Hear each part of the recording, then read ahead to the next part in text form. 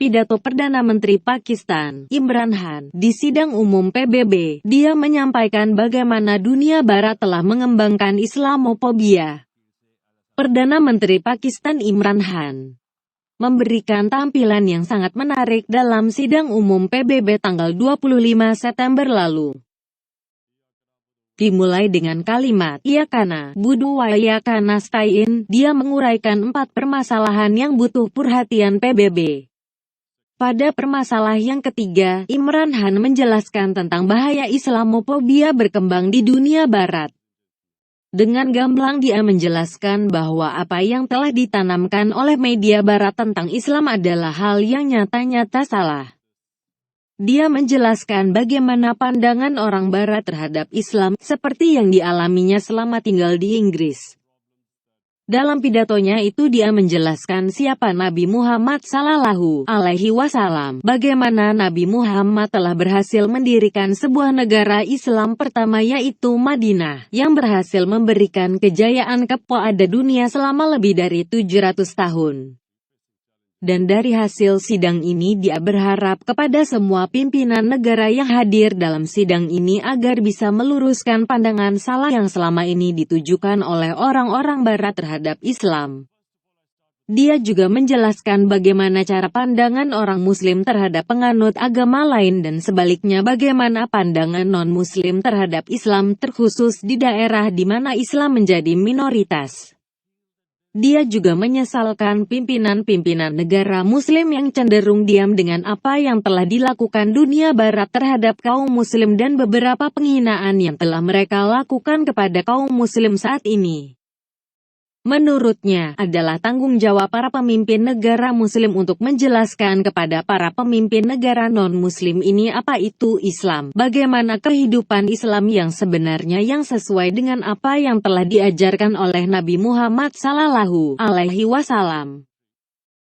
Dan dia juga mengingatkan kepada para pemimpin dunia bahwa mereka jangan hanya bisa menyalahkan kaum Muslim jika ada yang melakukan kekerasan dalam bereaksi apabila ada kelompok atau individu yang menghina agama Islam dan menghina atau melecehkan Nabi Muhammad Sallallahu Alaihi Wasallam seperti yang masih sering saja terjadi.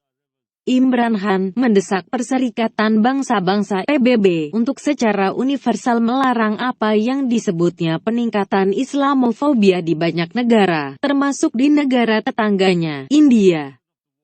Dalam pidato yang direkam untuk Sidang Umum PBB pada hari Jumat 25/9, pemimpin Pakistan itu juga mengecam publikasi baru kartun Nabi Muhammad oleh Charlie Hebdo, mingguan satir Perancis. Muslim terus menjadi sasaran dengan berlakunya impunitas di banyak negara, ujar Khan.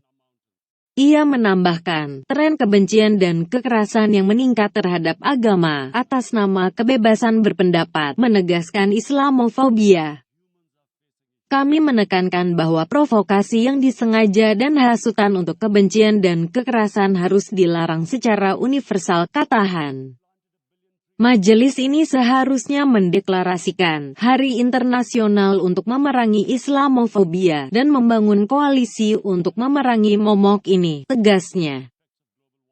Khan kembali menyerang pemerintah nasionalis Hindu Perdana Menteri India Narendra Modi karena diduga mengubah negara itu menjadi negara yang mensponsor kebencian dan kekerasan agama terhadap hampir 200 juta Muslim minoritas yang tinggal di India. Mereka percaya bahwa India secara eksklusif untuk umat Hindu dan lainnya bukan warga negara yang setara, kata pemimpin Pakistan itu. Tengo el gran placer de dar la bienvenida al señor primer ministro de la República Islámica de Pakistán, a quien invito a dirigirse a la Asamblea General.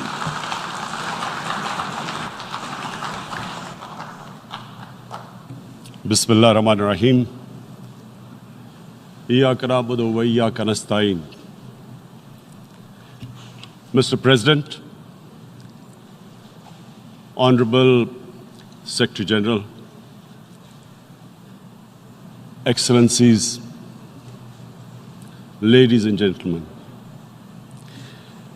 I feel honored today to represent my country at this forum of world leaders where we have a chance to discuss problems that the world is facing. I want to talk about a lot of problems, but just 4 today.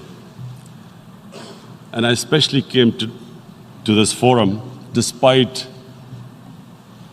a difficult time in my country, facing challenges.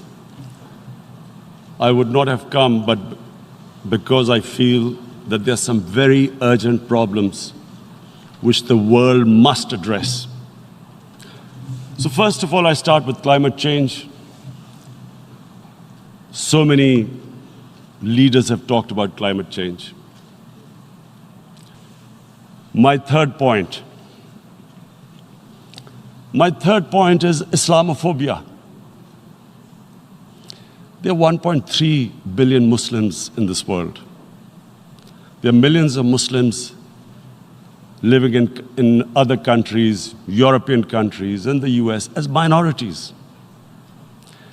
Islamophobia, since 9/11, has grown at a pace where it is alarming. Human communities live together. There should be understanding amongst them. But Islamophobia is creating a division. Muslim women wearing hijab, it's become an issue. It's become an issue in some countries. Hijab is some sort of a weapon. A woman can take off her clothes in countries, but she can't put on more clothes. How is this happening? Because of Islamophobia. And how did this Islamophobia start? After 9/11. And why did it start?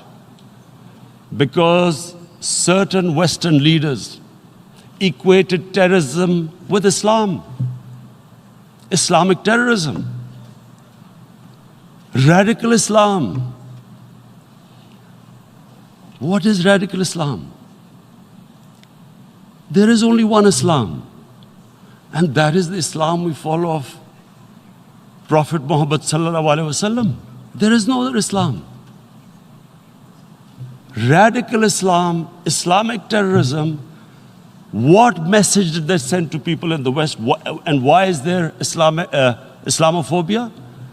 How is a person in New York, in the Midwest, in the US, in European capital, how is he going to distinguish between who is a moderate Muslim and who's a radical Muslim? Because terrorism has nothing to do with any religion.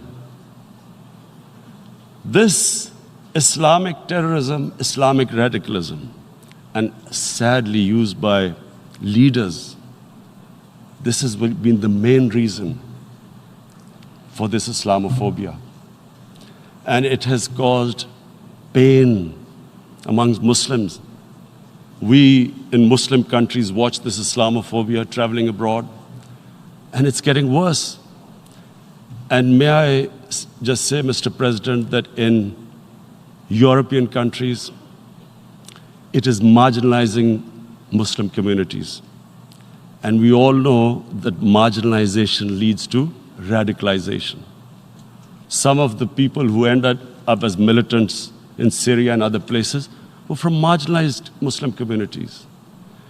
And my point here is that we must address this issue. I'm sad to say that we Muslim leaders have not addressed this issue either. After 9/11, when this thing came about war against radical Islam, rather than Muslim leaders trying to explain to the West that there is no such thing as radical Islam, in all human communities, they are radicals. They're liberals and rest are moderate. All human communities, Christians, Jews, everyone has it. But Islam is not radical, neither Judaism, neither Christianity, neither Hinduism. No religion preaches radicalism. The basis of all religion is compassion and justice, which differentiates us from the animal kingdom. But unfortunately, the Muslim leadership was so scared of being called radical Islam that all of them became moderates. In Pakistan, we were in the eye of the storm. And our government coined a phrase called enlightened moderation. No one knows what it meant. But everyone started putting on Western suits that they were moderates. Started speaking, even those who didn't know English would speak English because they were moderates. No one had a clue what it was. Because we, in the Muslim world, did not explain to the West that there is no such thing as radical Islam. One of the reasons why, after 9/11, Islam was supposed to be equated with terrorism was suicide attacks.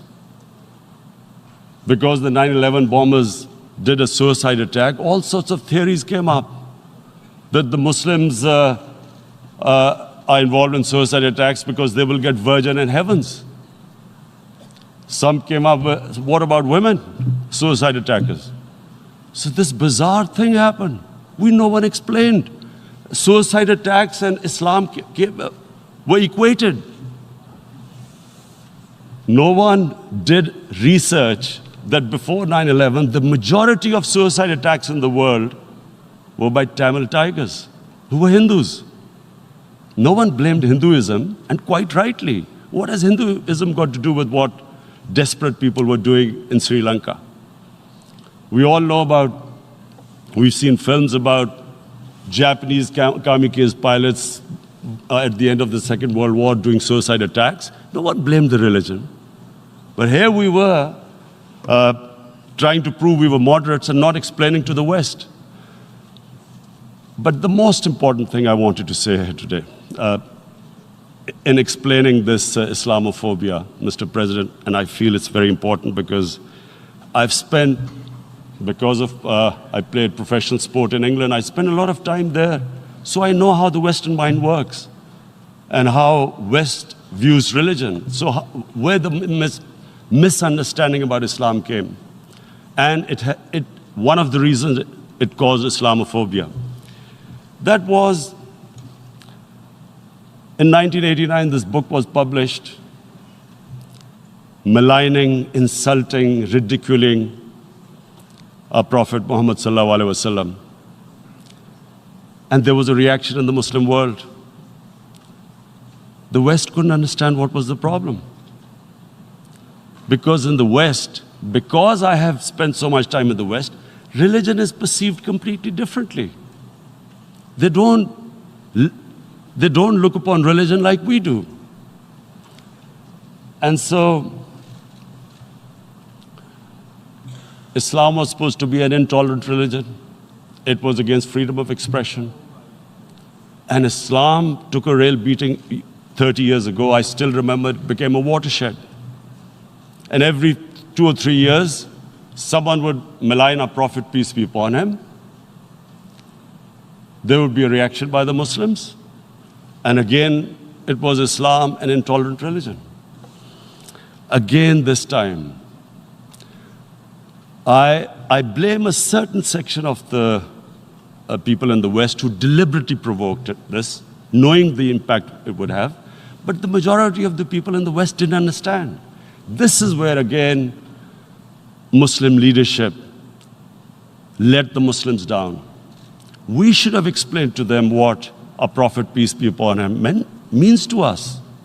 So in 1 minute, I'll try and explain what he means to us. Our Prophet was the witness to the divine book, the Holy Quran. The Holy Quran is the book of guidance for Muslims, and the Prophet's life was living the Quran. He was an example of what the Quran guided us to be. So he is the ideal we all try to get to. The Prophet created the state of Medina, the first state in Islam. That state was the basis of a Muslim civilization which became the predominant civilization for the next 700 years. And what was that state? I hear such strange things about Islam, that it is against women, it's against minorities. The first state of Islam in Medina It was the first time a welfare state was set up. The state took responsibility of the weak, widows, orphans, poor people, handicapped. It taxed the rich, spent the money on the poor. The state announced that all human beings are children of Adam, hence equal, whatever the color of their skin. The state announced, the Prophet announced that, and slavery, the whole system depended on slavery as it did for many years in the Western societies. The Prophet said that one of the greatest deeds is to free a slave. But because the society depended on slavery, he said, but if you have to treat them as an equal member of the family. And as a result, something happened in a Muslim world which hasn't happened in any other civilization. Slave dynasties appeared. Slaves became kings. The Mamluks, slaves who ruled Egypt. In India, there were slave dynasties. And then, with minorities, again, you hear that Islam is supposed to be against minorities. Let me just make this clear. In Islam, the Prophet announced that everyone was free to practice his religion. It was a sacred duty to protect the places of worship of all religions. He announced that every person is equal in front of law, whatever his religion or his color. And this incredible case, and I always quote this, that the fourth Khalifa, the head of state of Medina, he lost a court case against a Jewish citizen. So, number one, it showed there was a rule of law, no one was above law. And number two, that a Jewish citizen was an equal citizen. So, Mr. President, when a Muslim society is unjust to its minorities, it is going against the religion of Islam and our Prophet, peace be upon him. So, it is important to understand this. The Prophet lives in our hearts. When he's ridiculed, when he's insulted, it hurts. As we human beings understand one thing, the pain of the heart is far, far, far more hurtful than physical pain. And that's why the Muslims react. And I always thought that if I ever had this stage, I would try and explain this to the world community, especially to the Western community, because having lived in the Western community, people didn't understand this. When I first went as a teenager to England, there was a comedy film on Jesus Christ. It's unthinkable in Muslim societies. So we need to explain that, look, in a human community, we must be sensitive to what causes pain to other human beings. We have, in the Western society, and quite rightly, the Holocaust is treated with sensitivity because it gives the Jewish community pain. That's all we ask. That do not use freedom of speech to cause us pain by insulting our holy prophet. That's all we want. And now, the number fourth point, Mr. President, and this is the most critical point, is the reason why I especially came here. It is about what is happening in Kashmir. Before I go on this, I want to make one thing clear, that when we came to power, my first priority was that Pakistan would be a country which will try its best to bring peace We had been through this war on terror. We joined the United States war on terror after 2001. And Pakistan went through one of its worst periods where 70,000 Pakistanis died and over 150 billion was lost to our economy. And Mr. President, I opposed the war because in the 80s, Pakistan had joined the Western countries in what was the freedom struggle then in Afghanistan against the Soviets. And it was funded by the Western countries. These mujahideen groups, which were treated in guerrilla warfare, were trained by Pakistan Army, funded by the Western countries, and especially US, and they waged what was a freedom struggle in Afghanistan. The Soviets called them terrorists. We called them freedom fighters. 1989, the Soviets retreated. The Americans packed up and left. Pakistan was left with these groups. Come 9/11, Pakistan joined the United States in this war on terror. And now our government was supposed to, the reason why I opposed joining this war, because here we had indoctrinated them in jihad, meaning freedom struggle against foreign occupation. Now, because we had joined the US and the US had occupied Afghanistan, now we were supposed to tell them that, no, this is not freedom struggle and jihad, it's terrorism. So that's why I tried to tell then government that, stay neutral because you will have leverage over them. You will be able to control them. But if you join them, you become collaborators and they will attack you, which is what happened. They turned against us. We went through a nightmare. 70,000 people killed in a war we had nothing to do with. No Pakistani was involved in 9/11. Taliban were in Afghanistan. Al-Qaeda was in Afghanistan. What had we to do with it? 70,000 Pakistanis died. So when we came to power, we decided that we would dismantle what was left of these groups. And this decision was taken not just by us, but by all the political parties in Pakistan. Unfortunately, they didn't implement it. So we came to power, we decided to implement it, and we dismantled whatever was left of the groups.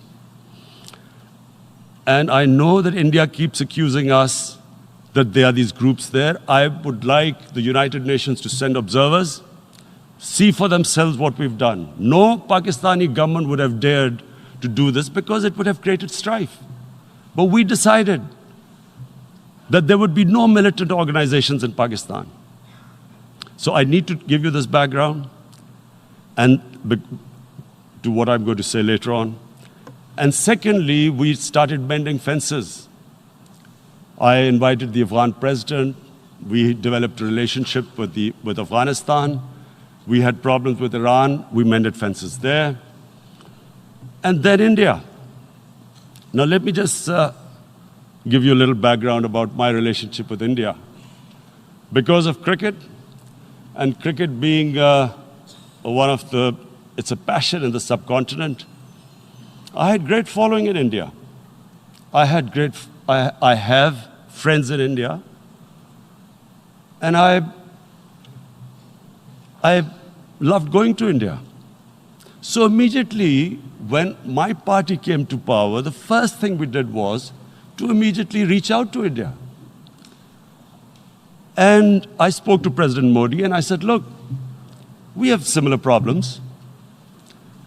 Climate change, poverty, let's get together.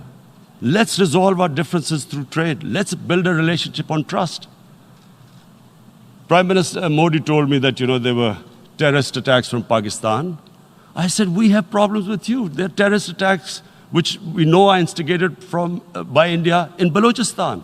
We caught a spy, Kulbhushan Yadav, who admitted what the sabotage going on in Karachi and Balochistan. So we said, look, let's leave that behind.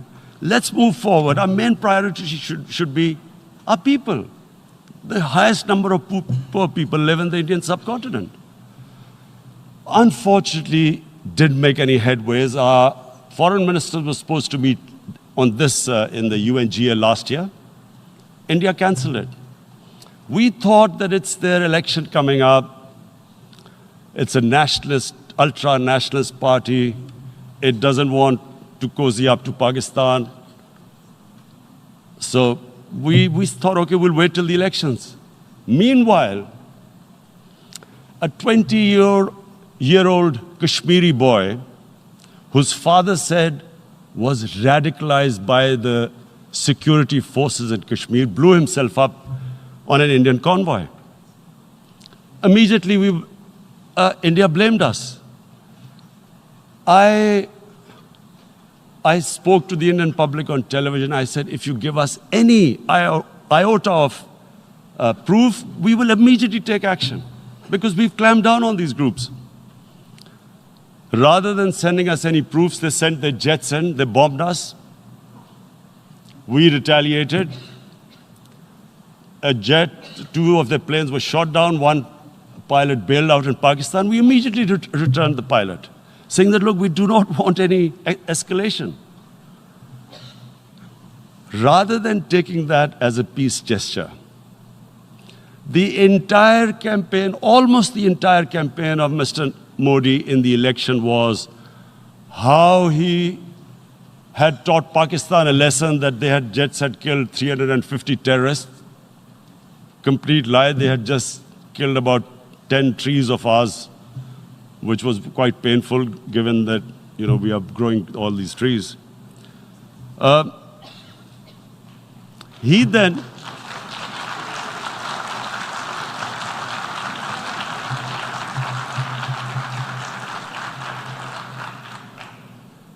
the election campaign, Mr. Modi used words like, this is just a trailer, the movie is about to start.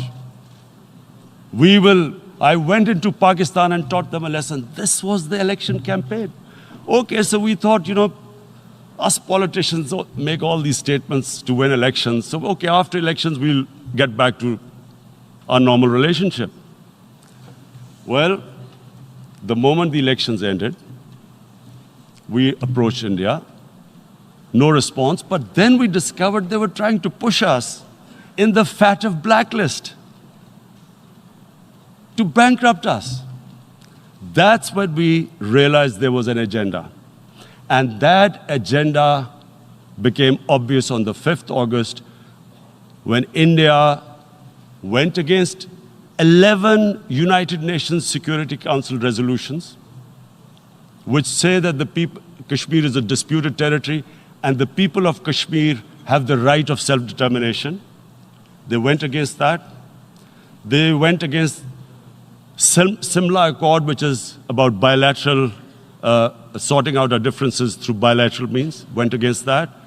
They actually went against the Indian Constitution. Illegally, they revoked Article 370, which gave Kashmir the special status.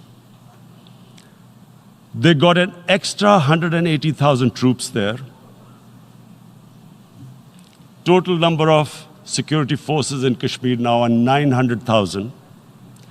And they put 8 million people of Kashmir under curfew.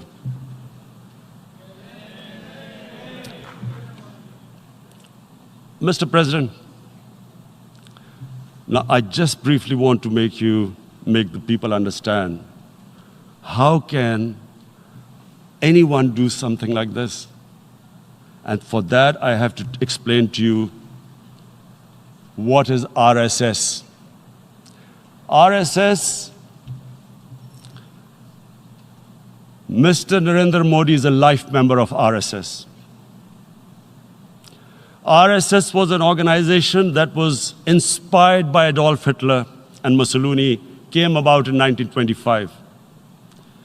They believed in racial purity, racial superiority. They also believed they were an Aryan race like the Nazi believed they were an Aryan race. All that I'm saying can be verified. This is the time of information revolution. You can Google all this, what I'm saying. But it is very important for me to explain this to you so you know what is happening in India. This RSS believed in the ethnic cleansing of Muslims from India. At one point, there was racial superiority of the Hindu race.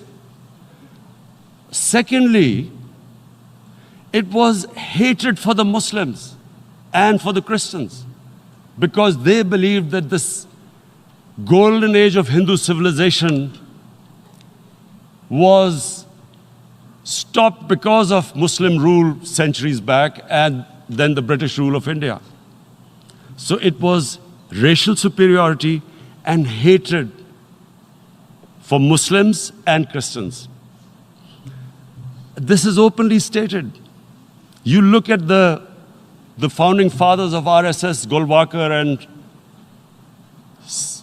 Savarkar. Just Google them and you'll find out. And this ideology of hate is what murdered the great Mahatma Gandhi in 1948. It was this ideology of hate that made Narendra Modi in 2002 do a pogrom against Muslims in Gujarat when he was the chief minister. He allowed 3 days for these RSS goons who were inspired by the Hitler brown shirts. They actually wear brown shirts. This RSS, the Congress Home Minister gave a statement that in RSS camps, terrorists are being trained. And these terrorists butchered 2,000 Muslims and 150,000 Muslims were made homeless. Narendra Modi could not travel to the US because of that. And I need to make you understand this background before I explain to you that what sort of a mindset would lay siege to 8 million people with 900,000 troops. Women, children, sick people, locked in as animals. In fact, of what I know of England, if 8 million animals were locked in, the RSPCA would have made a lot of noise about it. These are human beings.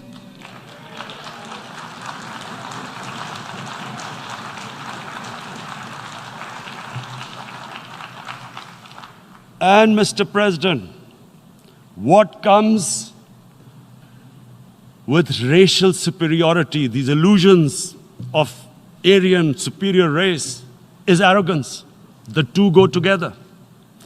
And it's arrogance that makes people make mistakes and do stupid things. Cruel things like what Narendra Modi has done. It's sheer arrogance. And it's arrogance that has blinded him from the fact that what is going to happen when the curfew is lifted? Has he thought about it? This hasn't been thought through. What is he going to do when he lifts the curfew? Does he think that people of Kashmir will quietly accept the status quo because India has changed the constitution and taken away the special status? They'll accept that? Mr. President, 100,000 Kashmiris have died in the past 30 years because they were denied the right given by the United Nations, the right for self-determination. 100,000 have died and 11,000 women have been raped.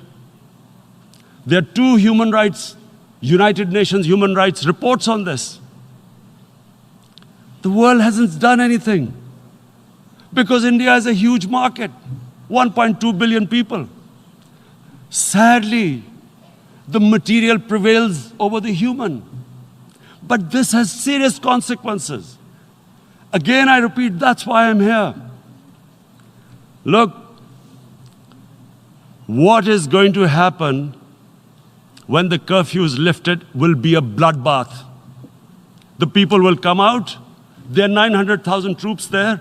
They haven't come to, as Narendra Modi says, He's done this for prosperity of Kashmir. This is supposed to be for the development. These 900,000 troops, what are they going to do when they come out? There'll be a bloodbath. Has he thought it through what happens then? Mr. President, has anyone thought that what happens when there is a bloodbath? What do you think the impact will have on people of Kashmir? What do you think they will think? The way they have been boxed in their houses, treated like worse than animals, no rights. Thousands of all the political leadership has been arrested, taken out of Kashmir. Even those Kashmiri leaders who were pro-India have been taken out. 13,000 boys have been picked up and taken to God knows which destinations. So what do they think? What will the people of Kashmir do when they lift the curfew? They will be out in the streets. And what will these soldiers do? They will shoot them. They've already used pellet guns, blinded young boys. In the last 6 years, the 5 years, the oppression that has gone on in Kashmir. And so, Kashmiris will be further radicalized. Mr. President, there will be another Pulwama. And guess what? India will blame us. They're already blaming us. They're saying all this is happening because of Pakistan. One of their defense ministers said, there are 500 terrorists lined up on the border to go in. Why would Pakistan send 500 terrorists when there are 900,000 troops? What impact are they going to make? What will they do? And why would? Don't we know that the moment there is some terrorist attack, all that will happen is there'll be further cruelty and oppression of the people of Kashmir. We will just give the 900,000 troops to further crush the people of Kashmir. And then we'll give the Indian government an excuse that, look, Pakistan is a terrorist state, and this mantra that has gone on, Islamic terrorism. The moment you use this catchword, Islamic terrorism, the whole world turns away. No one talks about human rights. You can do whatever you want, which is what has happened in Kashmir, because they keep using this word, Islamic terrorism. And this is what they're doing right now. What do we benefit from further increasing the cruelty on the people of Kashmir? And why would we want this? But there is no other narrative left for India. As when they lift the curfew, whatever happens, Pakistan will be blamed, and there is always a danger of another Pulwama. They might come and bomb us again, and then another cycle might start. And what does Narendra Modi think? That 180 million Muslims of India are thinking right now. Aren't they watching these Kashmiris stuck inside for 55 days they've been stuck in? Aren't they watching? What do you think? Don't you think that the Muslims will be radicalized in India? And I'm talking about 180 million people. And when they get radicalized, there will be some incident in India somewhere down the line. Again, we will be blamed. And I'm warning you right now, again, we will be blamed. And Mr. President, what about 1.3 billion Muslims who are watching this? And they know that it is only happening in Kashmir because they're Kashmiri Muslims. This is not happening to Kashmiri Hindus. They know that this is happening because of their religion. So what do you think they will be thinking? What do you think the Jewish community would think if they were, forget 8,000 Jews stuck like this? What do you think Europeans would think? What do we think? I mean, any human community, if their members are stuck like that, what do you think they will think? Are we a children of a lesser God? Is it not going to cause us pain? And then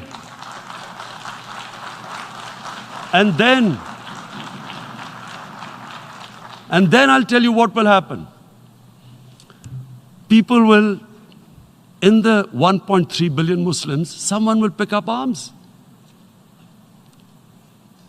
I know we've been brought up with films, Western films. This good, decent guy doesn't get justice. He decides to pick up a gun and start seeking justice. There was a film made in New York, famous film called Death Wish. This guy gets mugged by and his family, his wife gets killed or something. He can't get justice. He picks up a gun and he goes around shooting muggers. And the whole cinema cheers him on. So what do you think the Muslims are thinking right now? If there is a bloodbath, there will be Muslims becoming radicals, not because of Islam, but because of what they will see, that there's no justice when it comes to Muslims. There were Rohingya Muslims, Myanmar, who are, God knows, almost 1 million people out, ethnic cleansing. What was the response of the world community?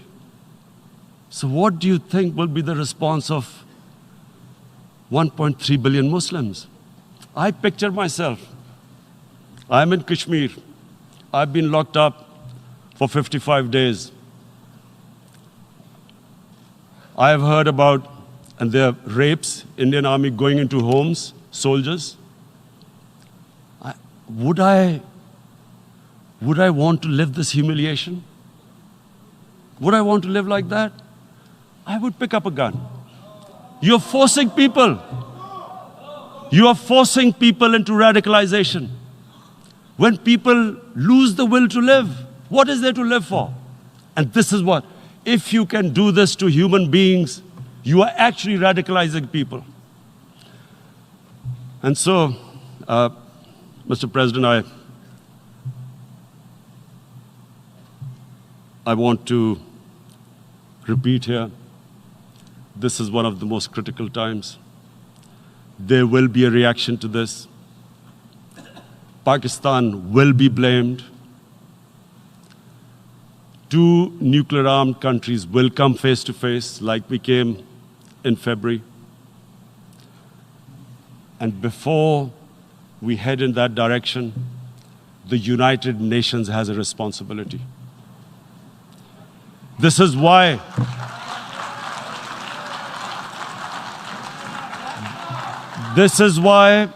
the United Nations came into being in 1945.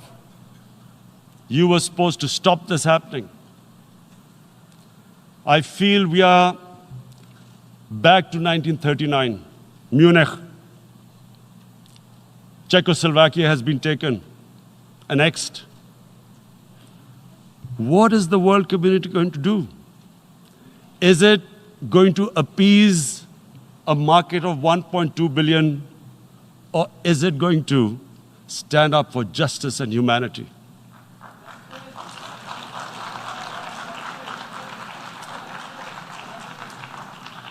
If this goes wrong, you hope for the best, but be prepared for the worst.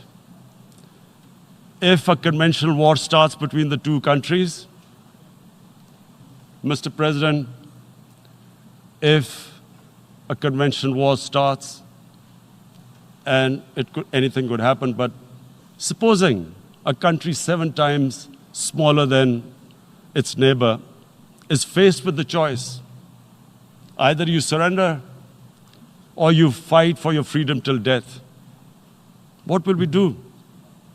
I ask myself this question. And my belief is, La ilaha illallah, there is no God but one. And we will fight. And when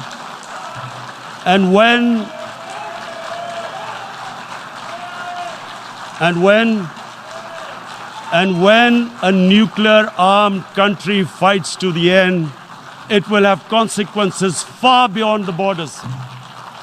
It will have consequences for the world, which is why I repeat I'm here. Because I'm warning you, it's not a threat. It's a fair worry that where are we headed? And I've come here to tell the UN, you've got to, this is a test for the United Nations. You are the one who guaranteed the people of Kashmir the right of self-determination. They are suffering because of that. And this is the time. This is the time not to appease like in 1939 appeasement took place. This is the time to take action. And number one action must be that India must lift this inhuman curfew, which has lasted for 55 days. It must free all political prisoners, and especially those 13,000 boys that have been picked up. Parents don't know where they've disappeared. And then the world community must give the people of Kashmir their right of self-determination. Thank you.